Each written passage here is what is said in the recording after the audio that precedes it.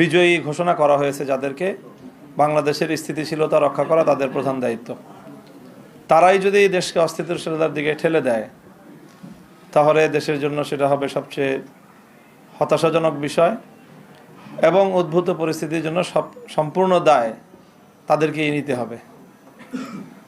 আমরা অত্যন্ত দ্ব্যর্থহীন ভাষায় বলতে চাই, জুলাই বিপ্লবের চেতনাকে যদি ধ্বংস করার চেষ্টা করা হয়, তাহলে সেখানে আমরা আনকম্প্রোমাইজ থাকব। আমরা কোনো নমনীয়তা এবং কোনো ধরনের কম্প্রোমাইজ জুলাই বিপ্লবের চেতনার ক্ষেত্রে আমরা করতে পারবো না। কাজেই সকল মহলকে আমরা সেই বিষয়ে আমরা স্পষ্ট বার্তা দিতে চাচ্ছি। তারপরে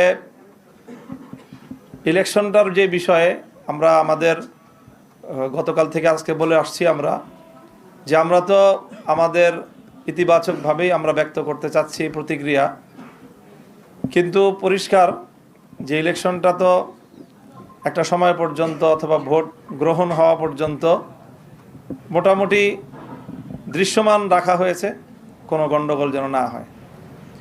কিন্তু ভোট গণনা শুরু হওয়ার পর থেকেই আমাদের কাছে একেবারেই দিবালোকের ন্যায় স্পষ্ট যে ভোট গ্রহণটা যেভাবে হয়েছে, ভোট গণনাটা তার সম্পূর্ণ উল্টোভাবে হয়েছে, এবং সেখানেই আগামীর বাংলাদেশের ভাগ্য এবং মানুষের জনরায়ের প্রতি চরমভাবে অশ্রদ্ধা প্রদর্শন করা হয়েছে, অসম্মান করা হয়েছে।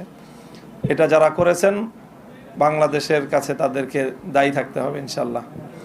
এবং ইতিহাস বারবার ফিরে আসে, বাংলাদেশের মানুষ তাদের এই ব্যালটের অধিকার অবশ্যই তারা উদ্ধার করে ছাড়বে ইনশাল্লাহ।